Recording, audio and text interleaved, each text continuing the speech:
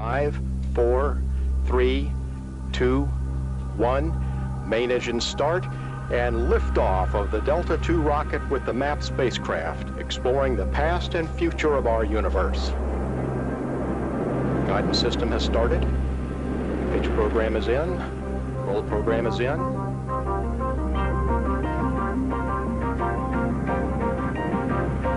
Initially, smooth flight being reported.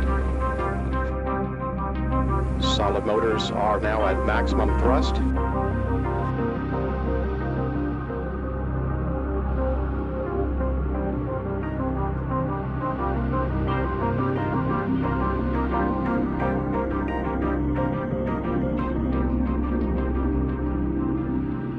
Space, the final frontier, or so we are told. Yet recent discoveries by scientists are leading us to some startling conclusions. Even more surprising is that early humans seem to have been aware of this fact. I'm Andrew Collins. Come with us now as we explore one of the greatest discoveries of our time, the Cygnus Mystery.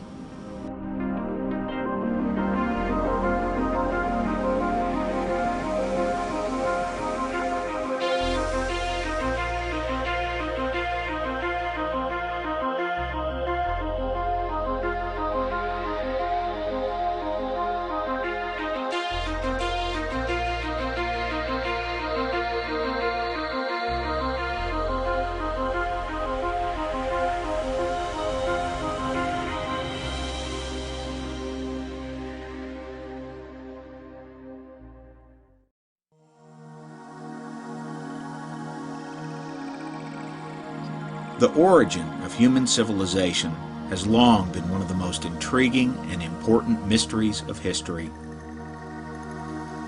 Science writer Andrew Collins has identified the earliest traces of civilization near Lake Van in southeastern Turkey, dated to 7,000 to 10,000 years ago. This enigmatic group of people, known as the Nephilim, are explained in the Bible as the offspring of the legendary Watchers and mortal women. But Collins' investigations have led to an even deeper mystery. Collins has found a relationship between sudden leaps in human evolution and a phenomenon created by specific stars in the northern constellation known as Cygnus.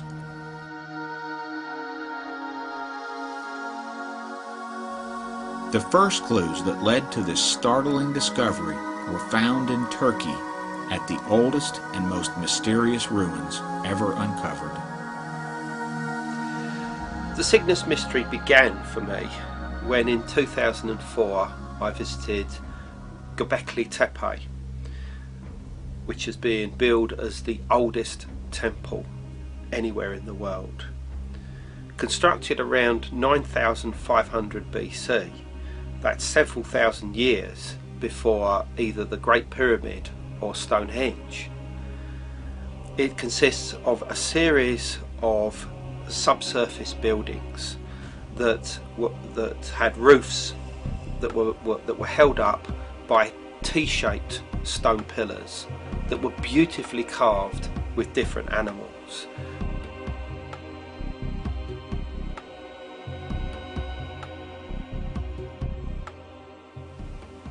It is a total enigma, this place, as to what its function was, other than the fact that it may have served as a religious point of coming together of clans and peoples from a very wide area.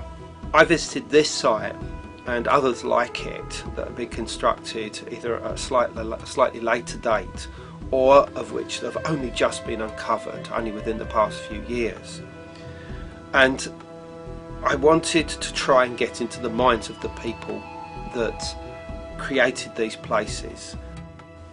Coming to Göbekli Tepe for the first time, you start to realise that you only have half the answers, and that there was something bigger going on here that I needed to know about. And this played on my mind for some days after my return from Turkey, and one particular night I just had images of Göbekli Tepe and other places that we'd visited going around my mind, and just suddenly it came to me. And this was the fact that this site and the others all seem to be orientated towards the north. Now that in itself might not seem significant. What is important is that thousands of years later, in the very same area where these unique temples were constructed, a peoples known as the Sabians rose. Now they were star worshippers. Now what's so significant about the Sabians and their descendants is that they all venerated the north in celebrations they knew as the mystery of the north. They saw the north as the place of the primal cause. It was the place of heaven, and it was the place where the soul returned in death, symbolised by a bird. And they would see the soul journeying to the north in the form of this bird. As Collins examined the possible astronomical alignments at Göbekli Tepe, the constellation of Cygnus became the only possibility for the celestial bird of the north. Cygnus is comprised of a host of stars, including Deneb. Deneb is seen in the heart of the Milky Way, near the area known as the Great Rift, which is a dark split in the Milky Way nearly devoid of stars. Earth lies near the outer rim of our galaxy, and the Milky Way represents our nighttime view deep into the center of our own spiral galaxy.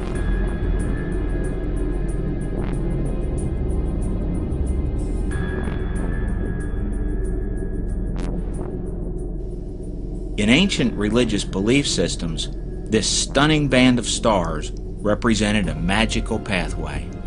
For them, it was universally seen as a road or river to the stars, and more specifically to the sky world, to heaven, to the afterlife.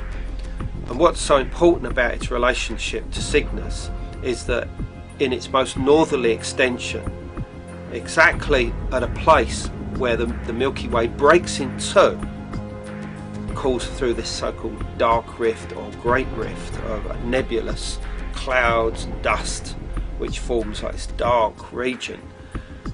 Here is placed the stars of Cygnus, and it was here that was the entrance or exit into the sky world. Unanimously around the world, it was seen as a bird, a cosmic bird, a bird of first creation, a bird of life and of death and of rebirth, a bird that symbolised the transformation of the soul in death across the world, in shamanic traditions, in indigenous cultures. The stars of Cygnus, in particular Deneb, its brightest star, was considered to be like a hole, an entry point, a doorway, a window into the sky world.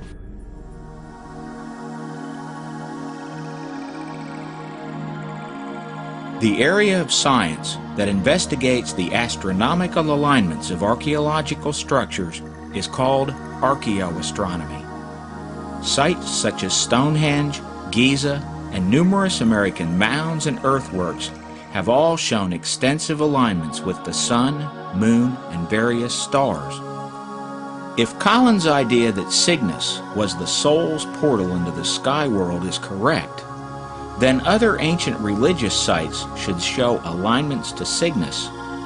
A host of archaeoastronomers have found that many ancient ruins do, in fact, align to the specific stars of Cygnus.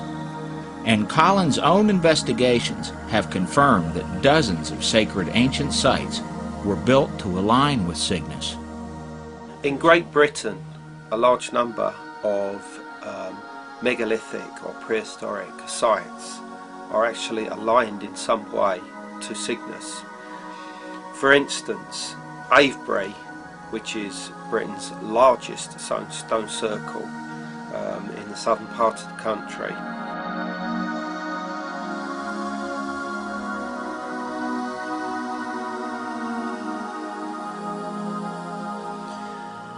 its axis has been found to align perfectly to the setting of Deneb, which is the brightest star of Cygnus.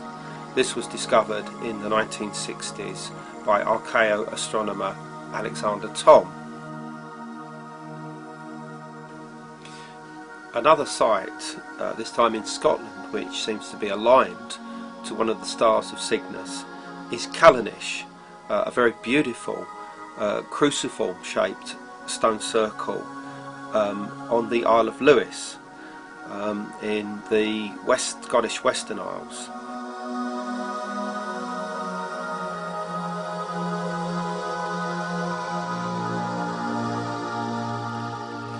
And this is very subtly aligned to the rising of the star Sadir, which is the centre star in the middle of the constellation of Cygnus. And to try and understand why the builders of Callanish might have aligned this huge site towards that star itself creates the idea that Cygnus must have had a very special place in the minds of our most distant ancestors. Now, Callanish dates to around 3000 BC, to which this alignment refers. What is arguably the most impressive and well-known prehistoric monument in Ireland is the Newgrange Passage grave, around which is a stone circle that is almost identical in size to the two inner circles of Avebury. And what is so interesting about Newgrange is that it has been found to be an exact representation, as found within its inner chambers, of the position of the stars of Cygnus, and its entrance, although orientated towards the incoming light of the sun at midwinter, just after sunrise, if you extend that line a matter of several miles, you'll come within the same ritualistic landscape to another passage grave known as Four Knocks. And this also has an interior passage which is orientated, but this one is orientated far too north for it to be associated with the sun. And when the Earth Mystery researcher Anthony Murphy looked into this subject, he found that it was aligned perfectly to the rising of Deneb, the brightest star of Cygnus. And what's so interesting here is that Newgrange and the landscape around it is integrally connected with legends associated with swans and swan maidens, and figures people turning into swans. Another site that is aligned to Deneb, the brightest star of Cygnus, in southern Britain, is Wayland Smithy Longbarrow, which is located just a few miles away from Avebury. Wayland Smithy dates to around 3700 BC. It is named after Wayland, who is the divine smith in Germanic and Norse tradition. He obtains astral flight in the main legend associated with him by adorning the feathers of the wings and feathers of a swan. Professor John North determined that Wayland Smithy's northern alignment in 4000 BC was to the setting of Cygnus' brightest star, Deneb. But Collins' investigations into the mythology of the swan as a carrier of souls went far beyond archaeological sites in the United Kingdom. He found that ancient Hindu temples mirrored the belief that the northern sky was the abode of heaven, and that swans, as a representation of Cygnus, were associated with creation and the transport of souls. Collins also discovered that in Chinese astronomy, Cygnus was apparently seen as the heart of the ultimate junction of the Milky Way. It was the origin and destination point of all souls. The dating of this Chinese astronomical belief goes back to 16,000 BC, a time when Deneb was itself the pole star.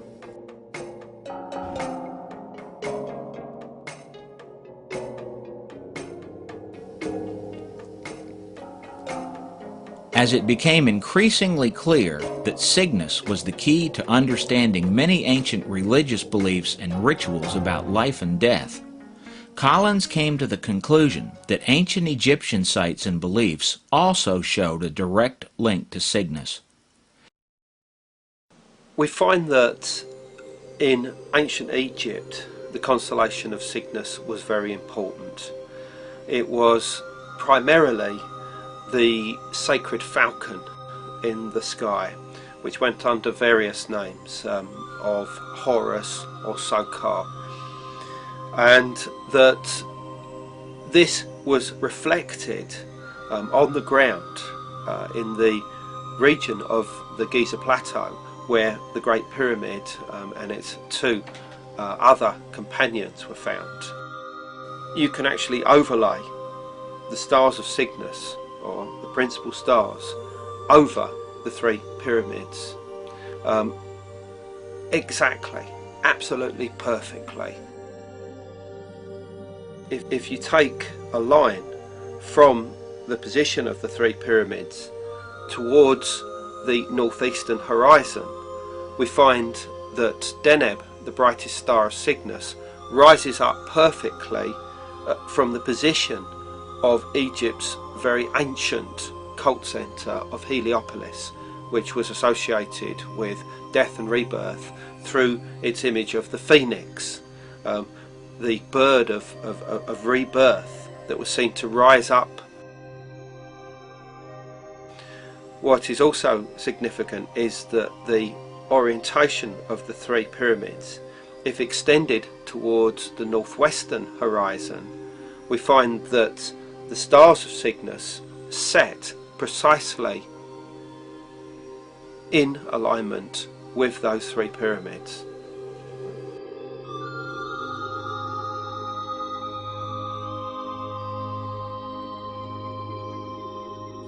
Perhaps the most surprising ancient sites and religious belief systems to directly relate to Cygnus are found in the Americas. Indigenous cultures in South, Central, and North America all showed a distinctive pattern showing that Cygnus and its special position in the Milky Way was seen as a spirit path leading to heaven. For example, the Inca site of Cuzco in the Andes Mountains of Peru is known to be constructed to represent a sacred landscape effigy in the shape of a puma. Sacsayhuaman, the hilltop fortress at Cuzco, represents the head of the puma with massive blocks of stone along its northernmost walls forming the cat's teeth. Even today, religious festivals held at Cuzco honor the supernatural beings that move through the dark and light regions of the Milky Way. But the constellation represented by the Inca puma was a mystery until quite recently. In 2003, an Italian professor of physics, Giulio Magli, solved the mystery of the Cuzco puma. The Inca's center of origin, represented by Cuzco's sacred landscape, was at the Great Rift in the Milky Way, the location of Cygnus. While Collins was surprised at the findings from Cuzco, as he moved further north in the Americas, he discovered more links to Cygnus in both Olmec and Maya cultures. In Mesoamerican tradition, we find that Cygnus has played a role for at least 4,000 years. But in this case, it shared its role with the constellation of Ursa Major, the Plough or Big Dipper, and the two sparred around each other and were associated with cosmic cycles of time.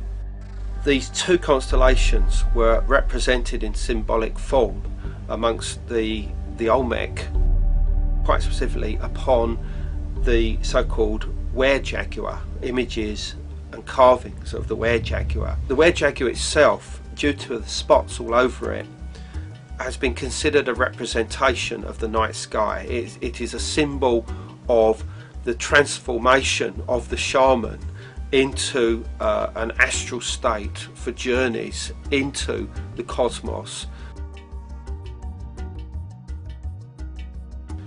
La Venta, which is one of the primary sites of the Olmec, reflects this influence of Cygnus and Ursa Major.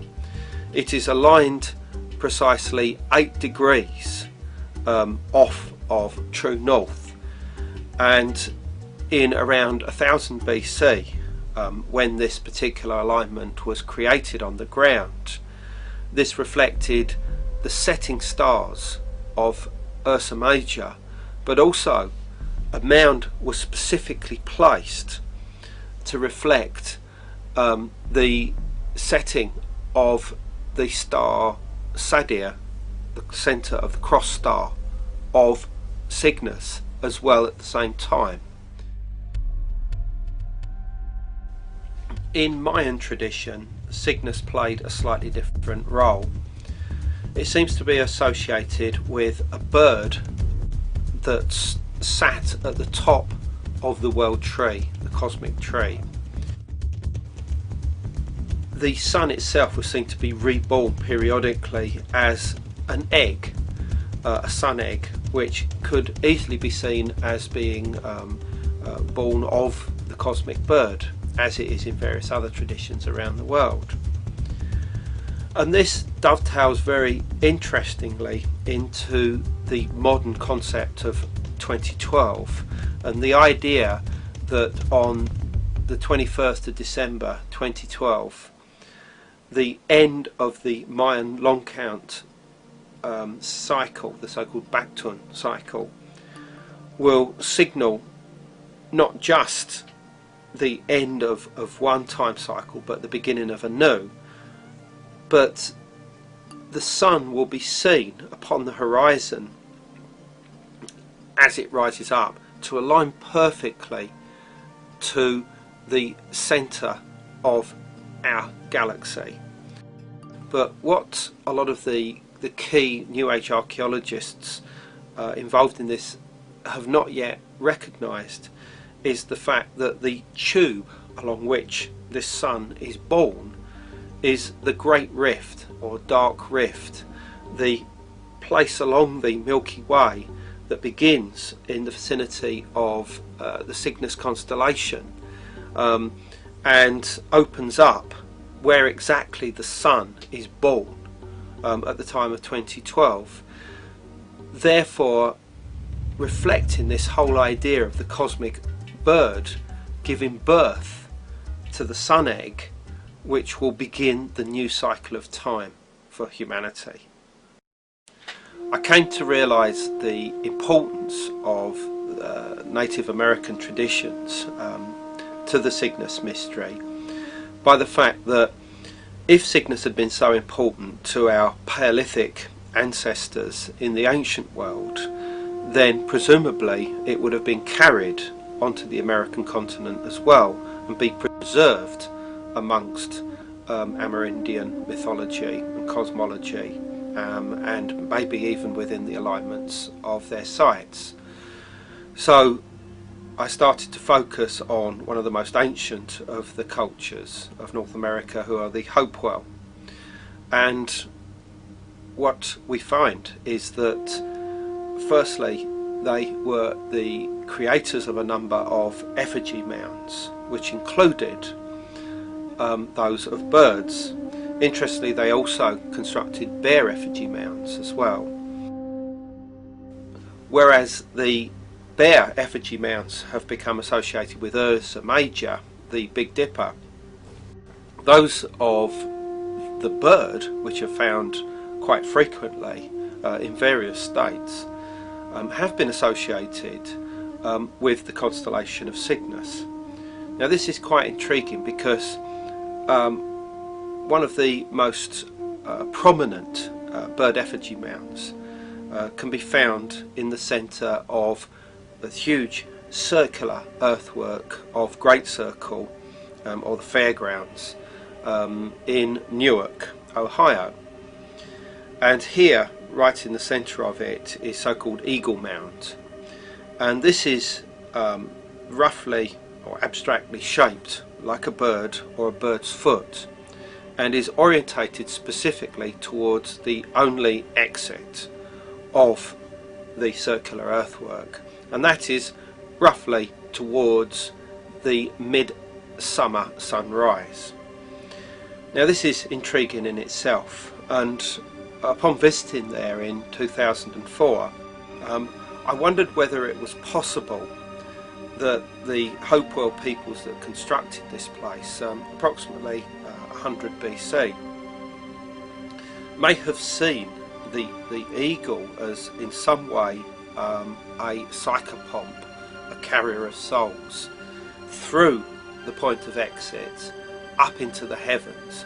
And it made me wonder whether it was possible that the Milky Way may have been seen through this same gap.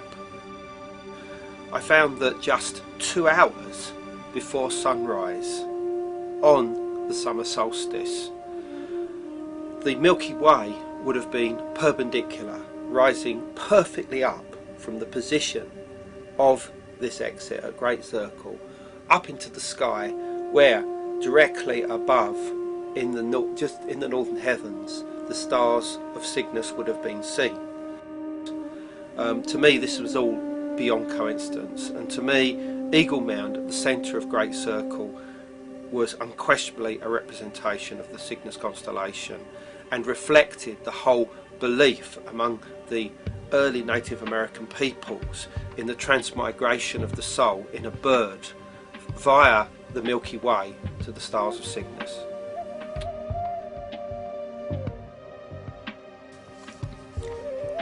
The Great Circle in Newark is virtually the same size as England's Avebury Circle, and is also surrounded by a raised earthwork of land with a moat on its inside. This would be a remarkable coincidence, and it's possible that beliefs about Cygnus were carried to the Americas by the earliest people entering North America. The Blackfoot tribe of North America have legends of a wolf trail that was the path of souls. It was known as a ghost trail, a pathway for the dead to follow to the afterlife.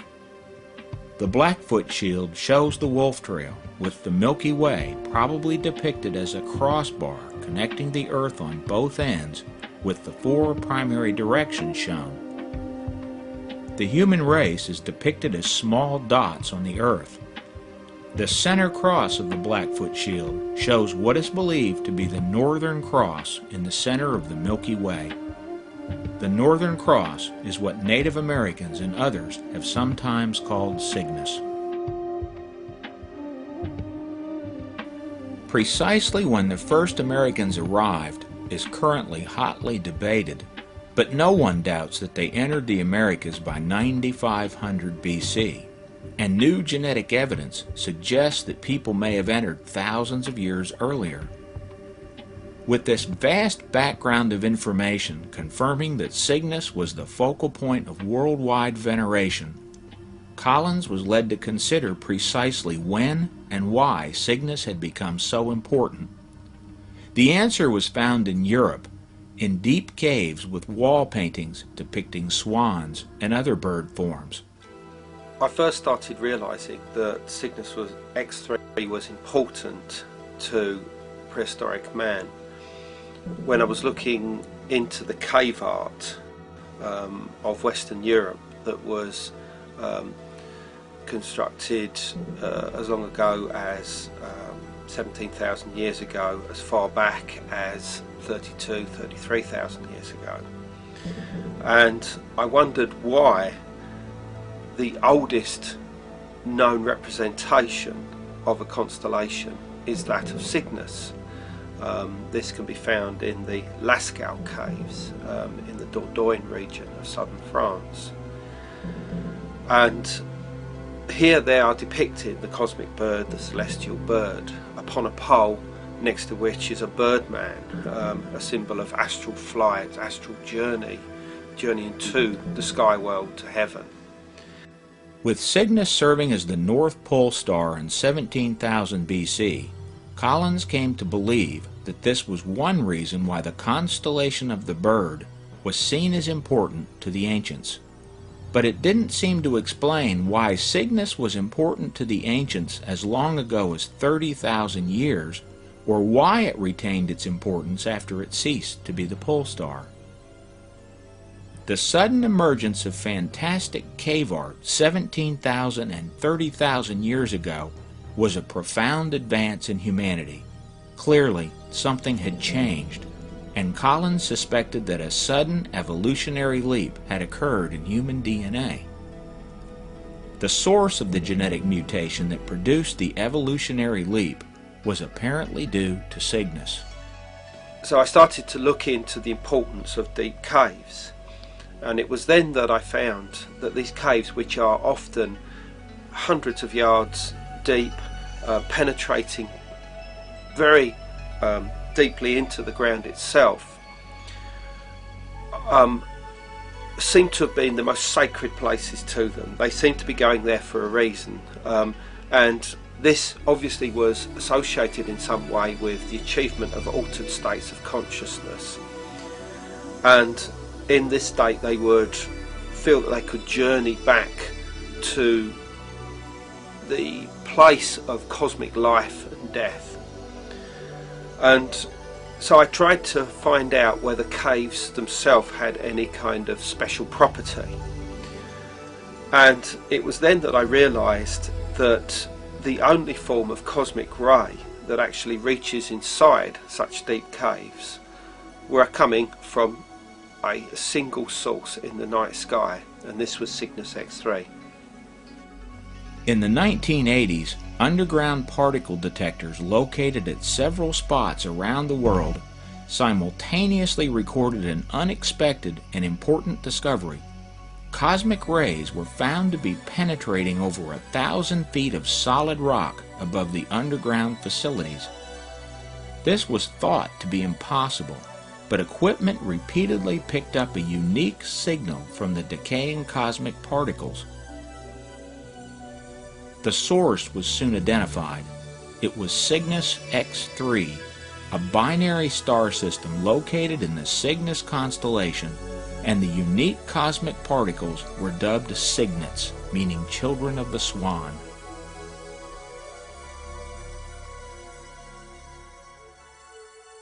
It's a fact that our eyes can see the disintegration of cosmic rays as they pass through our own retina. This will be seen in terms of a brief flash of light. Now, under normal circumstances we won't be aware of this, but in pitch dark you will be very much aware of this.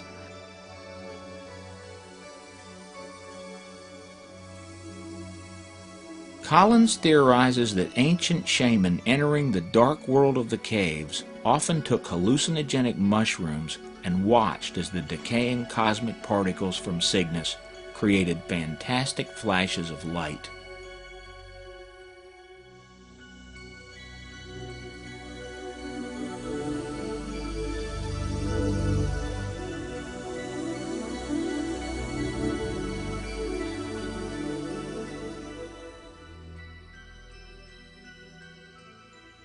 There was a reason why our earliest ancestors were going down into the deep caves, depicting Cygnus on the walls and performing their most sacred ceremonies, achieving their altered states of consciousness in the most deepest parts of those caves. There had to be a greater purpose for this as well, and it was almost by chance at this point that I came across information which showed me that cosmic rays reaching us from the Cygnus constellation, more specifically a binary star, Cygnus X3, were so strong that they were penetrating down through hundreds of yards of rock into chambers where particle detection facilities had been set up in the late 1970s, early 1980s. These cosmic rays will increase or decrease in accordance with the appearance in the sky of the actual source itself. In simple terms, Collins believes that ancient Shaman could perceive the effects of its decaying cosmic particles when Cygnus was above the horizon. As it sank below the horizon, the Earth's mass blocked most of the cosmic rays from reaching deep into the caves. Over time, the ancients came to associate the appearance of Cygnus with a profound magical effect. But the effect of Cygnus's gun barrel was far more profound. It may well have been the spark of evolution.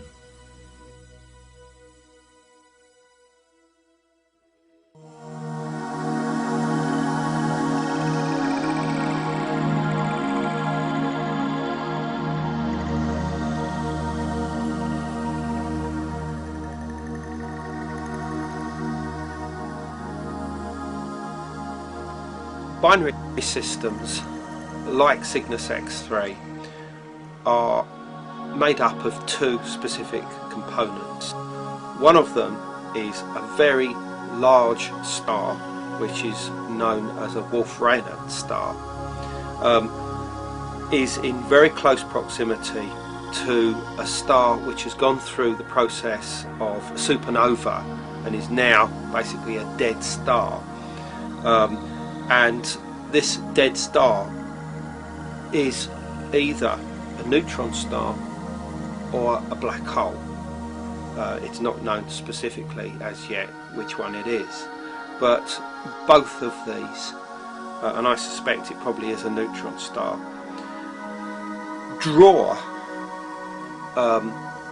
gas and particles from the larger companion and accrete it or steal it and form like rings of energy around the central core of the compact star, as it's known, either, as I say, a neutron star or a black hole. And the sucking in, the drawing in of this energy in some way, in a process that's still not properly understood, creates these enormous, these incredible jets of particles that shoot out in two directions, in opposite directions, along the axis of this compact star. And these are known as jets, or more specifically relativistic jets. And the word relativistic associates it with the idea that these jets, these particles, are shot out at close to the speed of light. And these have been photographed by space telescopes like Hubble, and they are quite spectacular. But normally they are only found outside of our own galaxy. There are one or two sources producing jets in our own galaxy, but usually these are pointing away from us so that we can actually see them.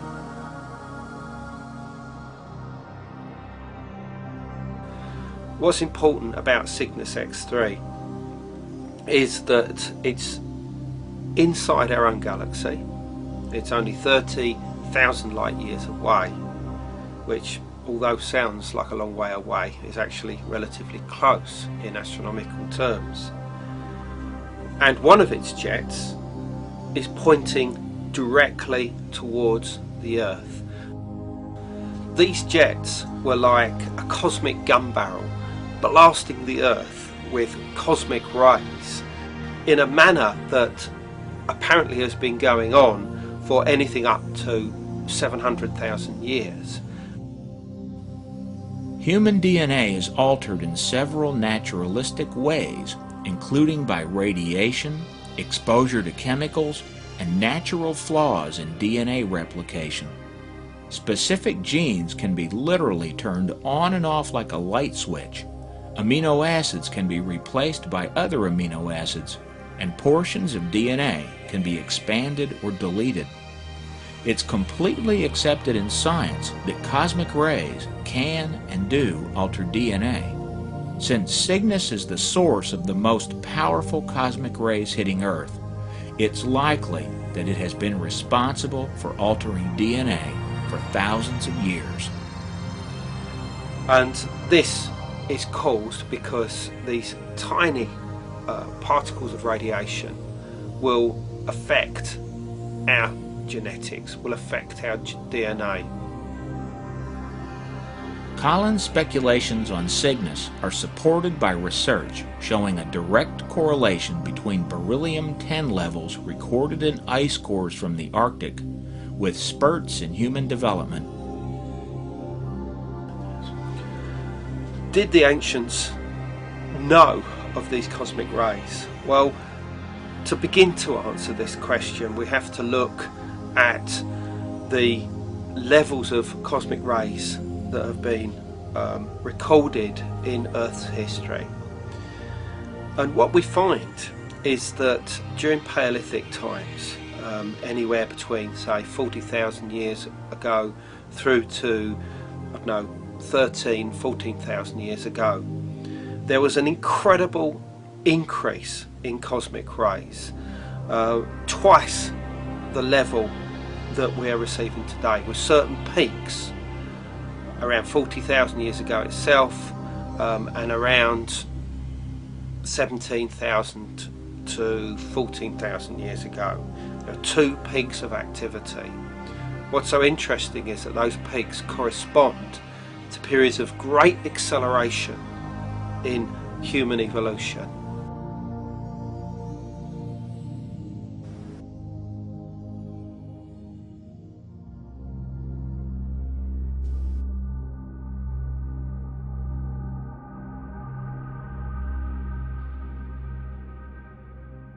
Our ideas relating to Cygnus X3 might seem quite bizarre, but it is certainly confirmed within the scientific world that Cygnus X3 is doing exactly what we're saying it's doing. Quite recently, Mike McCulloch, a scientist from Harvard University who has worked with NASA and various space telescopes around the world, has confirmed that Cygnus X3 is the first recorded microblazer known in this galaxy, and that the Cygnus, the cosmic rays, which we know to have been raining down on this Earth possibly for hundreds of thousands of years, may well have been as a result of the jets, the particle jets produced by Cygnus X3 within its cosmic gun barrel. A British anthropologist by the name of Dennis Montgomery, since the early 1990s, has been looking into very similar ideas, and he also recognised that cosmic rays may have been involved. Most importantly, he saw them as originating from the Cygnus constellation. The effects of cosmic rays upon our own genetics has led to mutations within the body, within the mind, within the brain, that has altered our perception of reality onto a level of perception not achieved before this time. Now, the idea that cosmic rays may have affected us is something which might sound quite alien, quite strange, something that is almost either new age or mad in some people's minds, although it is a fact that as early as 1973, one of the world's most respected astronomers, Carl Sagan, predicted that cosmic rays would have affected human evolution in the past. and that he noted in particular neutron stars, of which almost certainly Cygnus X3 is an example, and that the particles coming from them may well have influenced the way that we are today over a very long period of time. The Cygnus Mystery is one explanation of human evolution, or certainly the acceleration in human evolution. Collins concedes that Cygnus is only one possible explanation for the sudden development in human civilization, but the correspondence between ancient cosmic ray levels and sudden evolutionary leaps in human technology and art are facts that strongly support his conclusions. If Collins is correct, he has solved some of the greatest mysteries of all time. The veneration of Cygnus in the remote past explains the enigmatic alignments of ancient religious sites.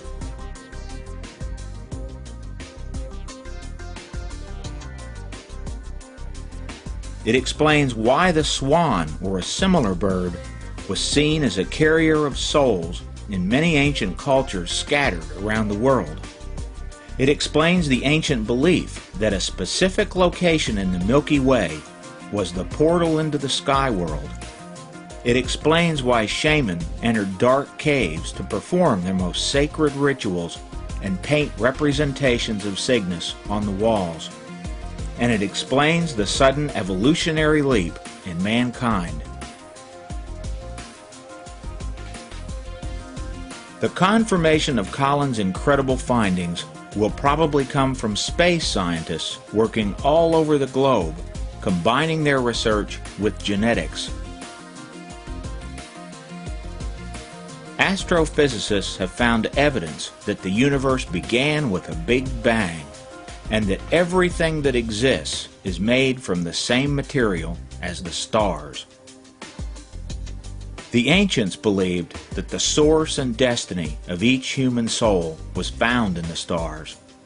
The Cygnus Mystery tells us that the beliefs held by these enigmatic ancient people were probably more true than anyone has imagined.